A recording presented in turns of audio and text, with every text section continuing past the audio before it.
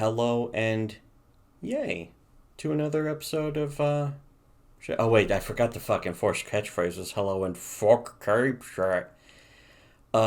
another episode of Shittywebcomics Weekly. Brought to you by our Subscribe Star backers.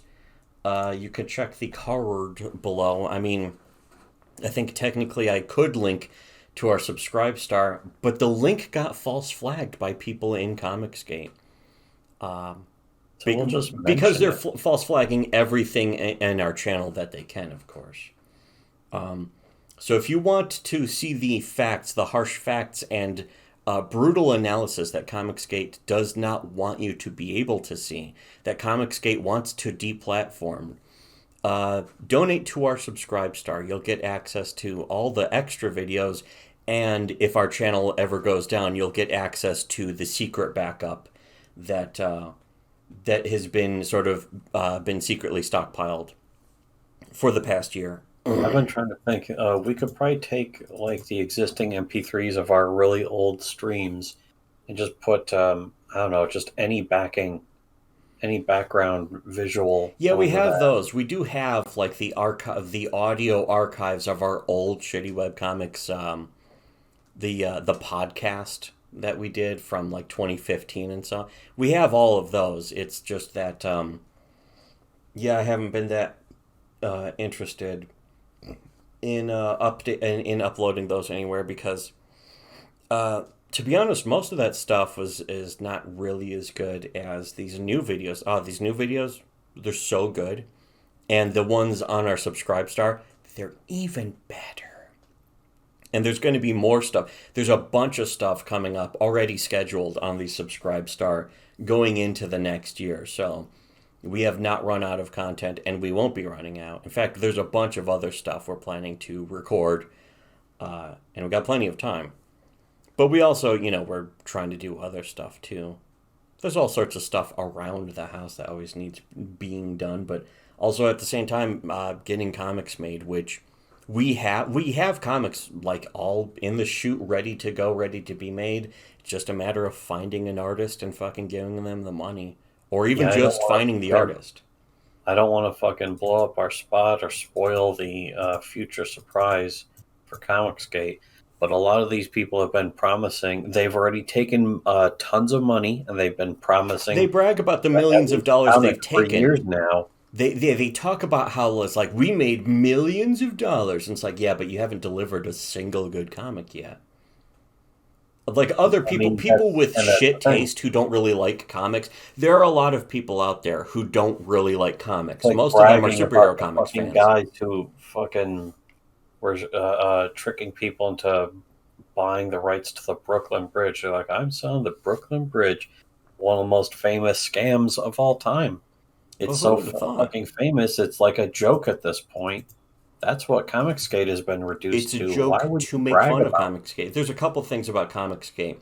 Comicsgate, like the SJW, SJWs don't really like comics. Comicsgate doesn't really like comics either, and we've proven that. We actually proved that in the previous episode, objectively and scientifically.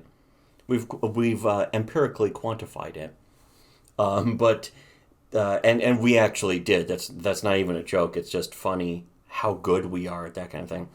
But Comicsgate can't meme. You may have noticed that over the past several years, Comicsgate has not produced a single meme at all. Not even a bad meme, just any meme of anything. They're not capable of it.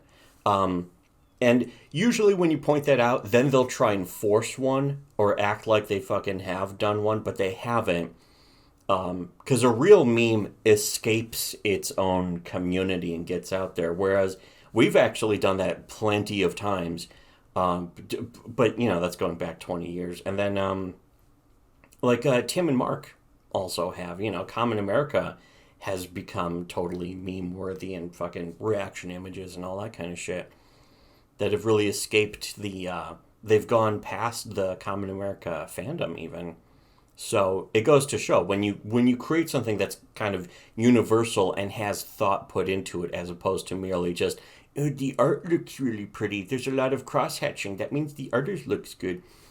like that was the proof that Comicsgate doesn't like comics. Is if you've ever said that a comic is good because the art looks good, you're not really into comics. You don't like. It's not even a matter of being a fan, because a fan is an empty, shallow person. A fan is an NPC essentially. But a person who actually likes comics likes them for more than just the art. And if you're going on about the art in comics, you don't really care about comics. You're not a person who fucking likes comics. You don't actually read comics. You're just pretending. And that's the fandom really in most comics in America is for the print industry anyways. There's a lot of exceptions. The digital market has been its own animal for decades now, and again, there are a lot of people who are all about the cape shit. They don't know. They've openly said they don't even know what webcomic. There is a 50-year-old man right now who has been in the American comics industry, who just said a few months ago that he doesn't know what a webcomic is. If you don't know what a webcomic is, you don't really like comics. You're not into comics and you never will be. But yet this guy's an artist for comics. How much of a phony can you be? And turns out, maximum amount. But that's what we're always here pointing out, the brutal truth that other people just don't like hearing. And that's this is the stuff we've just said in the past few minutes. This is why people false flag our channel. It's really bizarre, but that's specifically the reason, because they know if other people hear us, they'll realize we're right, and if other people realize we're right, they'll fucking agree. They need to false flag us so that when they copy what we've already been saying, it'll sound like they invented it. Yeah, exactly. Which has also happened already several times. Anyways, so just starting, because it's called Shitty Webcomics, we'll of course start with a reliable Sinfest. One thing I gotta really give to Sinfest, every single day, we could do a new episode every single day of Shitty Webcomics Weekly, every day, Shitty Webcomics Daily, and there would be a new episode of a new strip of Sinfest to cover, so every single day could have a Shitty Webcomic. And people, again, have been talking about, like, oh no, is Sinfest going based because of the previous episodes? If you missed those, go watch all of them. They're so good. They're probably the best videos about comics on the internet in the history of the internet. That's not my opinion. That's everyone else's opinion. And you know what? I think I agree with them. But check out our other fucking episodes that cover Sinfest.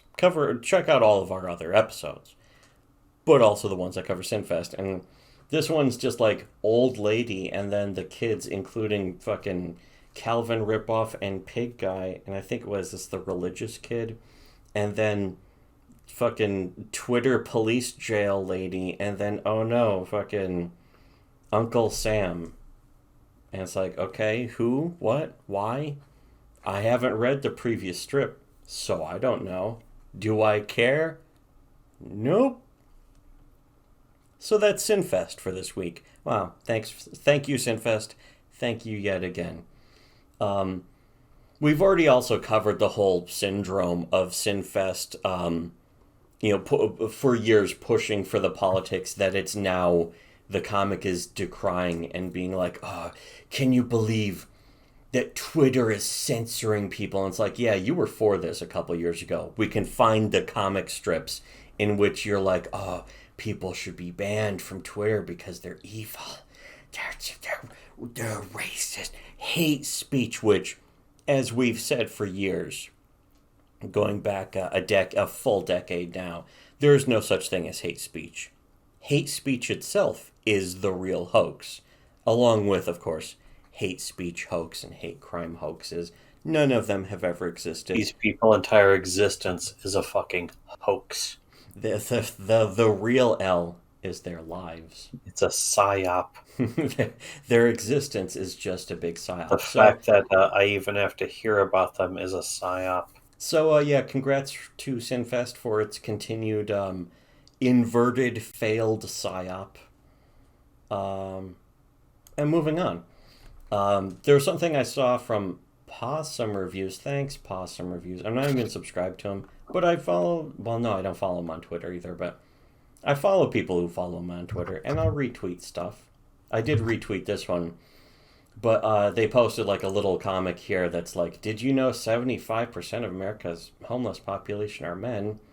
And then, did you know that 25% of America's homeless population are women? That's a tragedy. We should do something. And it brought up the point of, like, well, there's a webcomic, was a webcomic, maybe still is, called Three Panel Soul, that me and my brother are familiar with, been familiar Yeah, I with. remember, what was it, like Slugworth Academy or some shit like that? No, it was Mac Hall, which was Oh, not a yeah, bad comic. that was the precursor. Yeah, Slugworth Academy. That was something else. That was the guy. That was Dave Chung, I think, who fucking went on to do dismemberment porn. Hot, just women being torn to shreds, their arms ripped out, their legs torn off. Ha ha. But there's nothing like the sight of an amputated spirit. There's no prosthetic for that. And which is good. Especially for women. Lol. In that case, for women, lol. Women have spirits made of pasta. They're not good. They're bad people. It's not good. In real life. But anyways, yeah, Mac Hall and Three Panel Soul, not bad. Not my favorite, but they're certainly not shitty. They're not bad, but I mean, the thing is also, and I know Three Panel Soul is like fucking the whole fucking pro-feminist, anti-Gamergate direction. Was it? I didn't even fucking remember that. Because I wasn't reading at that point. Like, it wasn't the fucking... No, it wasn't something that just had to have me come in and fucking click on the bookmark for it. Like, clicking on bookmarks for webcomics at this point is like, I don't want to... and I have a fucking... a folder for bookmarks for webcomics, and I just don't even go through it. Because, like, I don't know which ones update anymore. And it's easier to read a comic over Twitter. And the fact is, when you're going to do that, a comic that's just 3 panels, like Stone Toss, again, is another example of just nailing it short and concise. 3 panels, sometimes 2 panels, sometimes 1 panels, and one whole panels... But it also, then the opposite of that is like Control-Alt-Delete, where the joke of Control-Alt-Delete was delete the second and third panels and it actually becomes funnier, even if it becomes incoherent. And so the lesson a long time, and again, this was like 2008, where people were talking about this. So it's old news. So if you're not familiar with webcomics, again, it's more proof that you're not really into comics. You don't know the lessons learned in comics about being precise, the economy of storytelling, telling something as simply and quickly as humanly possible, just getting right to the point. And that's where we see in so many, even in indie comics, in comic books, there's no economy of storytelling. It's completely incompetent. It's just spread out. It's pointless. There's no editing to it. There's nothing to make it, more exciting, to make it really pop. It's just a bunch of stupid splash pages with exposition dumps and narration capture boxes sprayed all over the place. They can't even do flashy. They can't even do empty, substanceless flash. Yeah, it's just not even flesh. It's empty, substanceless.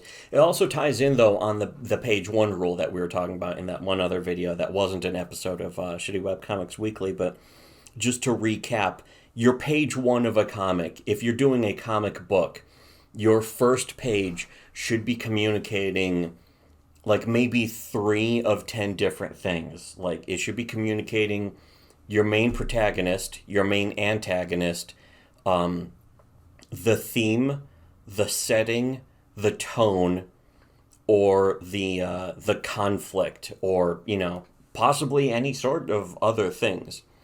And And the thing is that most comics, indie comics, the ones that are making a lot of money, they don't do this because they don't give a shit. They don't give a shit about the writing. It's just about the pretty art and splash pages and splash page after splash page after splash page. And And then in case of Comicsgate, it's also we're going to own the libs, trigger the yeah, libs. that's the only criteria that they base a good comic on is it's gonna own the libs, but it doesn't because they don't care. The SJWs don't care, and to the extent that they care, they don't even care about the right things. They care about the shallow surface details, and then in turn, the anti SJW contingent is just about trying to posture about like acting like they're so fucking good at trolling that they're trolling the SJWs, but they're not. They're not even doing that. So it's just faggot versus faggot would be a phrase that some people use to describe the situation, and there is no exception. There's not a person on one side who's actually pretty cool. All of them, every last person, including, as we were also pointing out, the people who then are the anti-Comicsgate people. A lot of them are really just Comicsgate refugees. They're people who supported the movement and are just as gay and paused out the ass as the movement, who are just as gay and paused out the ass as the SJWs. They're all the same thing. They're not even two sides of the same coin. They're the same side of one artificially fucking as one fake coin made out of copper that's being sold as 99.9% silver. And that's why we've been deplatformed in the past by both the dreaded SJWs and now the fake anti SJWs these days, who are really only like anti SJW TM branded. They're not actually against social justice, as several of them have actually said and told me in person that they're not. That they're like, social justice isn't actually a bad idea. And it's like, it is a bad idea, actually. The core of it is inherently a form of like societal revenge against fucking certain cultures that are seen as too successful or fucking successful in the wrong ways or too industrious in a way, something like that. It's a form of gaslighting to tell people that it's like, yeah, it's just normal. It's actually a good idea. It's Yeah. just that they take it too far.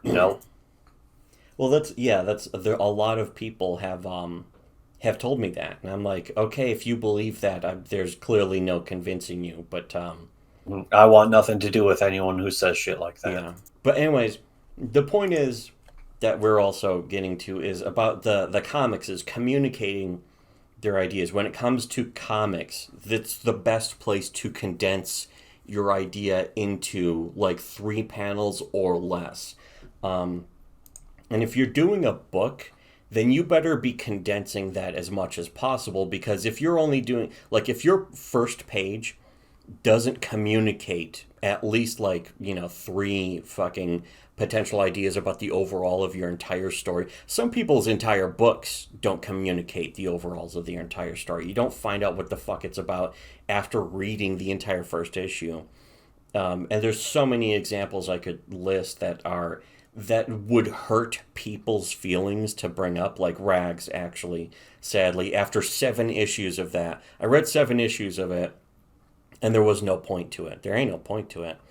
And Well, that was really sad and disappointing to I find out. wanted to give them a chance. I was like, oh well, these Yeah. people are actually on our side, and they're actually making a comic, and they're not Well, stealing it's not from even their about the side, but the you now you have to qualify our side doesn't mean what you think it means. When all of you hear our side, you don't know what that means. You have no fucking clue what that fucking And means. I'm done explaining. Yeah, We've we've gone explained that beyond a the million point times where it over. needs to It be doesn't explained. actually mean We're done. our side or anything. It just means you're fucking looking to actually create a story unbound by limitations. And again, that's our side because again, that's what we've been saying needs to happen in comics for fucking... We've been saying that for decades. And we've been actually putting our money where our mouth is and doing it. In fact, we've done that. Past tense. That's happened with us. Thing is, yeah, I thought that fucking Rags was going to do that, and then I read it, and there was nothing happened in it. And I was like, okay, that's fucking disappointing. But, like, even pointing that out, though, because we were the first people, basically, to review that comic, and we were praising it. The first issue was like, oh, this is cool. It looks like it's really going to go somewhere. And then the second issue is like, okay, it's not going anywhere yet, but there's several more issues to go. This is only the second issue. And then the third issue is like, okay, it's literally the exact same as the first two issues. Every issue, and reading up to the seventh issue, reading all of them, the only one I skipped entirely was 6. And I think I did read that later. And all 7 issues were just issue 1 retold over and over again, in which really nothing happens.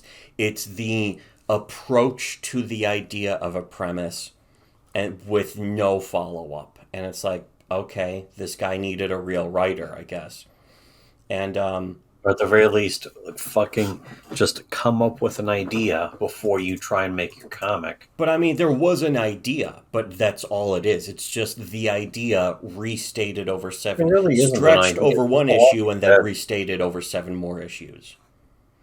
It really isn't an idea. I don't even. I I'll say barely an idea. I can't get my standards that low anymore. Yeah, in comics, it's really it's also tiresome, if you will, is reducing our standards just to give somebody a pass on a comic and go, oh, that's okay, I guess. And it's like, if this were a movie, I wouldn't watch it. If this were a TV show, I'd turn it off after 5 minutes. It's because it's such a waste of time. It's boring.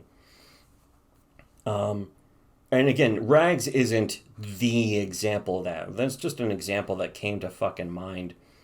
But there was another one by some guy whose comic is like a year late, and then it came out, and I looked at it, and I read 2 pages, and it was just splash page with fucking narrative, dialogue, caption box, exposition dump.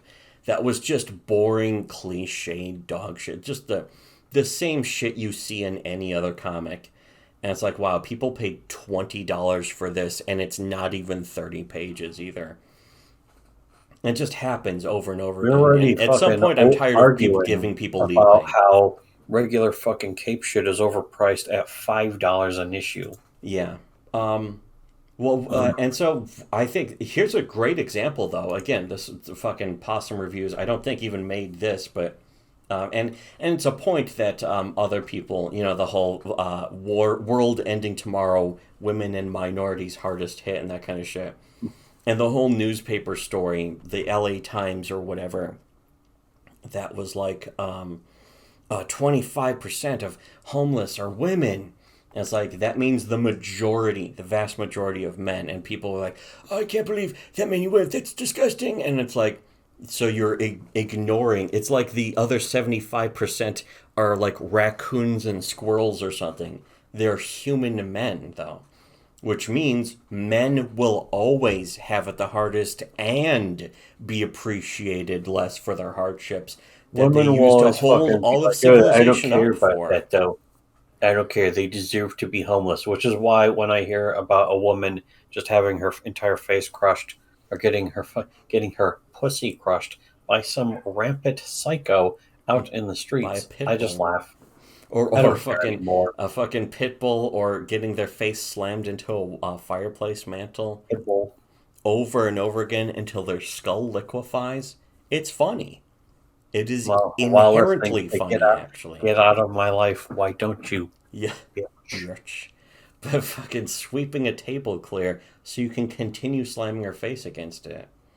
Apparently that guy's wife died under mysterious circumstances while they were on a boat out in the sea. We never find out how she died. And you know what? She apparently had it coming. I mean, that's the implication in the movie. That's not what I think. That's the implication in the movie. In Once Upon a Time in Hollywood, which was a totally okay movie. It's totally decent. But anyways, but yeah, that's almost the opposite of this, the point of a comic. But here's the thing, is that the reason why I bring this up is because this comic, like a lot of web comics that really do it right, just are concise. Right out, you can throw it onto a fucking tweet, and it communicates the idea. It communicates the idea. It satirizes an idea, and it gets a point across, which is the same as communicating an idea, of course. But still, and it tells a joke too. So that's the real power of comics. It's not this stupid fucking cape shit modern mythology fucking faggotry. It's the power to communicate an idea across any social media platform. You can I mean, that's why, as we've also said in the past, is that an image macro is essentially just a comic just made out of an image, out of a photograph, with sometimes with text on it, sometimes without. Sometimes it doesn't even have text on it, but that's a comic. Sometimes just a couple of pictures together. Sometimes a screen cap from a movie or something that's got text on it. That is a comic. Every image macro is a comic. Every meme essentially is a comic. The thing is that it's about realizing that and appreciating that. And once you have a better understanding of that, if you take that understanding into your own comics, you can make your creation of your comics better. But you don't even still need that. And I think here's another good example. This is something else I want to cover in maybe another episode, but I'm just going to cover it here real quick. Is Alfie by Incase Art. They do a porn comic called Alfie, but fortunately I can show some of the work safe pages here. Here's some of the line art ones, but they already have. Here's the point I want to make about this is just the composition of this is so perfect without being too simple and without being too complicated. It's straightforward. It's got like some elaborate elements to the panel layouts without making them too hard to read. Like your eye naturally follows here, then here, then here, then here, and then the bottom. And then here's a few colored pages, which also are work safe. And Alfie also cute short stack. She's a halfling, isn't she? Which is totally cool. But this doesn't have the dialogue in, but it's got spaces for the captions. And the thing is that for just a series of shots, you can see each one. Sometimes they got an interesting perspective. Here's like over the shoulder shot, then close up on the mouth as they're like, heh, and that kind of stuff. And, sort of different angles, different perspectives that keeps the visuals playful and works for just a regular dialogue scene. Is when to close up, when to do an extreme close up. Here's just eyeball close up, but in a narrow panel. And of course there's also the sort of angular gutter where the panels are separated to make the like narrower panels angular to sort of play with the layout so that it's not just stock squares or rectangles. But there's also there can be some meaning to that. Like if one leans over the other, if one panel's leaning over the other, it can almost show dominance. But sometimes it doesn't have to have that much of a meaning. But it's good to try to research and understand and sort of pick apart and look into these things. And say, here's what this can communicate visually. The close-up on the eyes can communicate this, or sort of an angle that's like, from a little bit from below. And it's actually kind of subtle because you almost always see Alfie sort of tilted down, and then you see other characters sort of from tilted up. So you're kind of seeing from her perspective in a way. Makes it easier to imagine yourself in the position of looking down on her. Yeah, in a way, but it's also about So now you can if fucking a character imagine is looking down on her her as well. fucking your dick. But yeah, just the art, the coloring is really good in all of this too. This is a great example of just some good coloring and environments. There's like giant tree-sized mushrooms that look cool. It's a great fantasy setting also, but it's funny because this is just straight up a porn comic, but then, the in case is making a story. It's funny, one of the comments on this says, unpopular opinion, Alfie doesn't deserve a happy ending. Whoa. Is that something to do with the overall story? What did she do? Aside from getting beast fucked by regular sized guys, yeah, what does she do? Maybe if you read the comic, you can find out. But I'm looking at this just about the composition of the pages, the panel layouts, all that stuff, and how each panel has a different angle. So it's not just shot reverse shot like fucking the Star Wars prequels, which is a very important thing. You really, if you haven't watched the Red Letter Media reviews of the Star Wars prequels, even if you're a comic creator, in fact, if you're a comic creator, that's even more important. And this is why, because this shows more playfulness with each panel without getting way too convoluted. Without like getting so random, and in a way still maintaining the 180 rule, which is don't flip the perspective. Like, don't have Alfie on the right side of the page or right side of a panel and then suddenly they're on the left side, in a way that can be can throw off like the coherence of the locations. Is like, did they change sizes, or did they change sides? Did they move, or is the camera flipped? And if the camera flips like that, it can disconnect you from the story because you realize you're seeing the imitation of a camera. But if you keep them on the same side, keep Alfie on the right in any panel where she shows up and the other character on the left, wherever it is, at least mostly consistently without getting too different. And a lot of people, for some reason, in comics break the 180 rule all the time, for really stupid reasons, bad reasons, where they shouldn't. There's no reason to break that rule. But either they think they're trying to change things up too much, or they don't think about the 180 rule and why it's so necessary for keeping a layout and a composition coherent in a comic, because that's the real point of telling a story in a comic. And this is something that everyone else will be saying afterwards. And we're not the people who invented this, but we've observed the observations.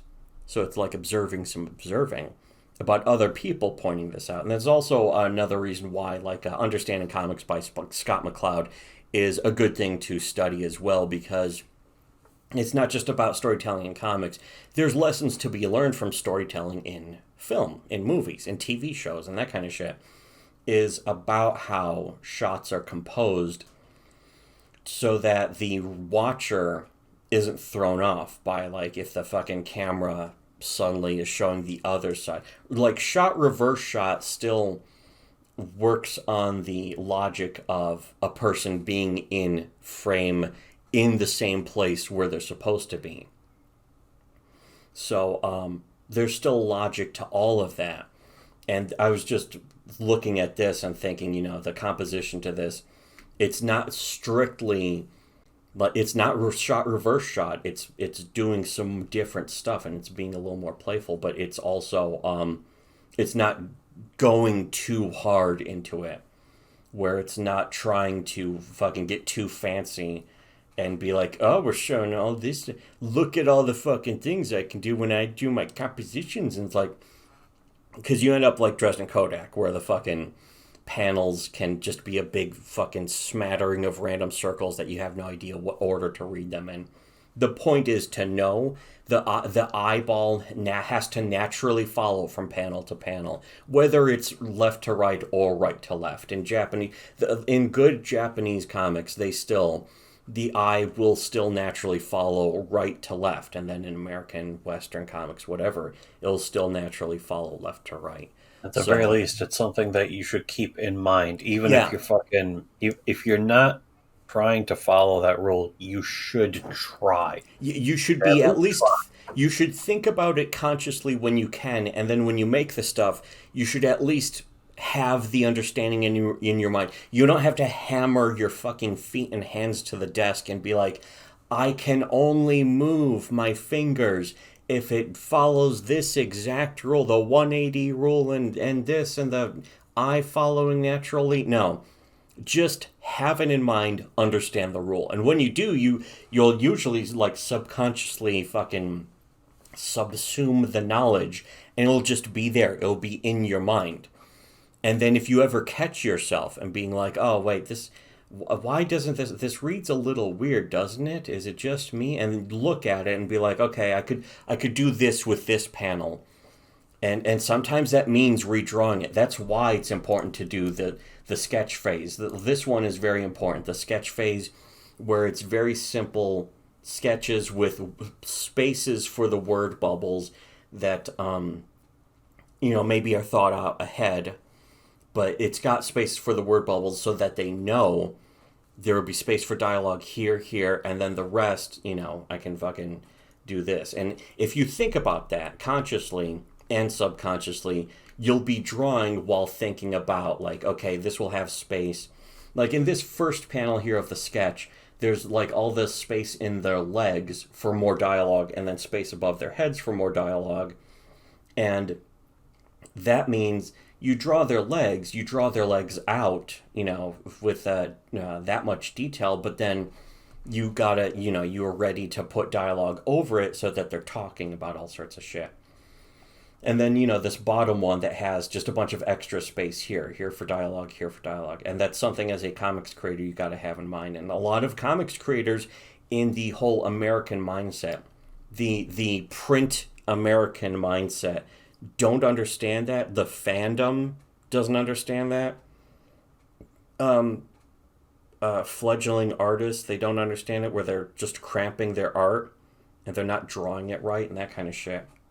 And then at the same time, some of them will do like a layout like this and be like, well, there's not much space, so I'll just cramp it, instead of thinking, okay, I'm going to have to redraw this panel. And you got to know that in the sketch phase. You got to know that before you get to the coloring. Sometimes that takes a lot of failure and fucking doing because I know Incase has been doing this comic for years, and so there's a lot of stuff to learn after doing it for years. But that's why the real thing, that's the thing we always said about webcomics, is get into them and just start firing them off. Don't think about the rules even. In fact, think about breaking the rules and fuck with them and fucking throw them out and bring them back in and throw them out and bring them back in. And just experiment wildly with a webcomic that you don't have to attach your identity or name to. Just make a burner account fucking on social media. Make a goofy little comic, throw your comics up on the burner account, and get some practice in. If you've never made a comic before, or if you've barely ever made a comic before, try doing that before you're trying to make a fucking book. And just do that for do that for 6 months. Do it for a year or something. And then after that, of making a comic, take it and then just fucking dump it. Like, dump the account, throw it away, delete it, or fucking just leave it fucking defunct. And then move on to your next thing, or take what you've made and then sort of, so to speak, burn it and eat the ashes, or fucking, start all over and see how much better you can do it, how much more concisely you can tell, like, the first 10 pages in 1 or 2 or 5 pages. See if you can do that. There's a lot you can learn. But, anyways, yeah, so that's what, there's a lot of good lessons from these comics, and that's why we like to cover the good comics sometimes. But it is good to always have Sinfest to go back to. Even if there's no lessons to be learned from Sinfest. Sinfest is just like a schizo fucking derailment at this point. But Yeah, we'll wrap up on that though. That's a good. These are all good lessons to Just learn yeah, if from I'm gonna let's wrap up on Sinfest Forever. Basically, I mean, I don't care what he until has to next time. say in general. I never did. He was never really No, that that's why it's a insightful. fucking throwaway. Sinfest to me is a throwaway. If we need to start with like, okay, let's talk about a bad comic for like 2 minutes or something, we got Sinfest. Wow, thanks Sinfest. Thanks Tatsuya. You're very reliable. I'm almost surprised he's still making this comic because it's not good. It's very self-confused. I'm not surprised. I mean, he clearly has nothing else. He's got nothing. But anyways, Not like he can make another comic or anything. yeah. Anyways, well, yeah. Wrap up with that. Enjoy. Shit. Fuck. Shit. Fuck. I want to play some Into the Radius. That's much more important than stupid comics.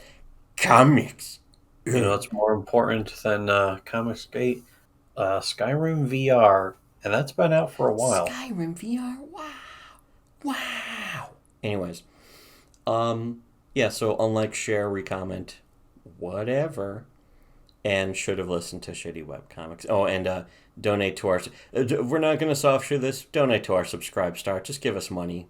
You get extra videos that you can't see anywhere else, but just give us money for no reason. Who cares? And should have listened to Shitty Web Comics.